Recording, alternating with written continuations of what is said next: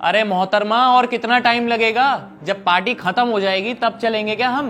हाँ हाँ आ रही हूँ। इतनी जल्दी क्यों मचा रखी है? अब ढंग से भी तैयार ना हूँ क्या? अरे मैडम देख लो, तुम्हारा ही मायका है। अगर मैं तुम्हें वहां लेट लेके गया ना तो वो लोग यही ना सोच ले कि मैं ही तुम्हें वहां नहीं आने देता। अरे जनाब, अगर अच्छे से तैयार होके नहीं जाऊंगी ना, फिर वो तुम्हारा ही मजाक बनाएंगे कि तुम अपनी बीवी को अच्छे से नहीं रखते हो। फिर ना कहना कि तुमने मेरा मायके में मजाक उड़वा दिया।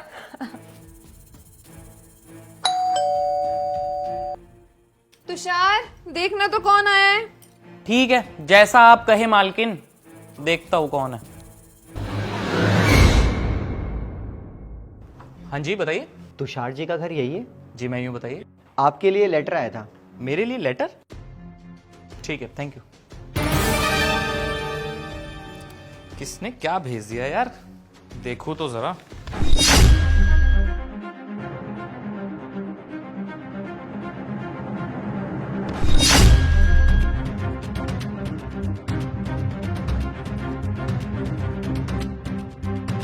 लो, हो गई तैयार, चलो अब चलते हैं।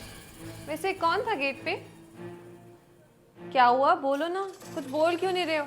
क्या पढ़ रहे हो तुम, दिखाओ।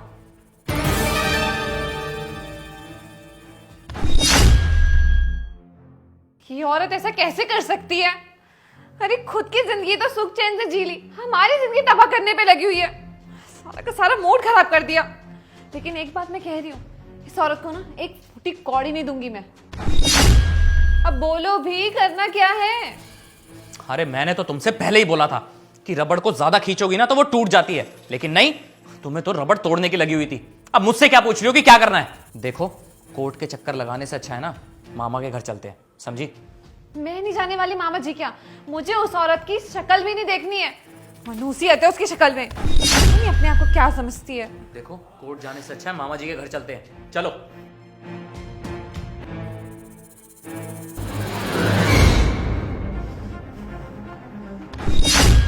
हमें तो पता ही था कि तुम जरूर आओगे, इसलिए तुम्हारा इंतजार कर रहे थे हम। माँ, क्या ये सब? आपने अपने ही बेटे को नोटिस भेज दिया।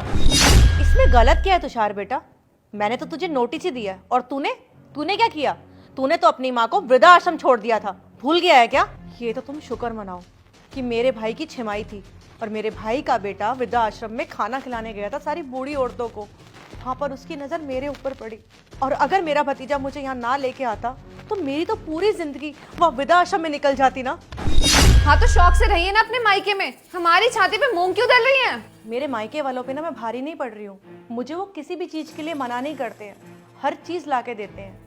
कम से कम मेरी ज़िंदगी इतनी अच्छी तो है, पर मुझे भी रहने के लिए छत चाहिए, खाने के लिए पैसे चाहिए। भाई कहाँ से मेरा गुजारा चलेगा? और वैसे भी मैं किसी से उम्मीद क्यों रखूं जब मैंने पूरी ज़िंदगी इसको पालने पोसने में निकाल दी? तो जब मेरा हर्जाना कोई दूसरा क्यों भरेगा? किस चीज के पैसे दें हम आपको? आपके पास था ही क्या? कोई प्रॉपर्टी तो थी नहीं, और जिस मकान में हम रहते हैं वो मकान हमने बनवाया है, ना कि आपने। तो हम किस बात के पैसे दें? तुषार मेरा पति है, वो आपको एक फूटी कौड़ी नहीं देगा, समझी? बहू तेरा पति तुझे मुबारक हो, मुझे तो सिर्फ अपने भरण पोषण के पैसे चाहिए। भीख नहीं मांग रही हूँ, अपने हक के पैसे मांग रही हूँ। अगर तुमने सीधे तरीके से पैसे नहीं दिए ना तो मैं कोर्ट से जाके पैसे मांगूंगी, पर मांगूंगी जरूर, याद रखियो मेरी बात। आखिर मैंने पूरी जिंदगी अपनी सुहा करी है इसके लिए। अरे चाहती तो मैं भी दूसरी शादी कर सकती थी, पर मैंने इसके लिए सब कुछ छोड़ दिया। मम्मी जी, आप भी कहाँ लोगों की बातों में आ गई हो? अरे ये लोग तो आपके पराये हैं, हम आपके अपने हैं। आप हमारी बातों पे विश्वास करो ना, और आप अपने बच्चों को कोर्ट के चक्कर लगवाओगी। वाह बहू, आज ये पराये हो गए और तुम अपनी हो गई। जब तुमने मुझे घर से बाहर निकाला था तब नहीं तुम्हें पता था कि कौन पराया और कौन अपना है? अरे दर बदर की ठोकरें खाने के लिए छोड़ दिया था। वो तो भला हो इन लोगों का जो मुझे अपने घर पर ले आए। अरे तब तुम्हें याद नहीं आया था कि जो तुम काम कर रही हो वो कोर्ट कचहरी में चक्कर लगाने के लिए है। देख तुषार, मुझे ज्योति से कोई बात नहीं करनी। अब तू मुझे बता कि तू सेटलमेंट बाहर ही करेगा या फिर कोर्ट चलना है?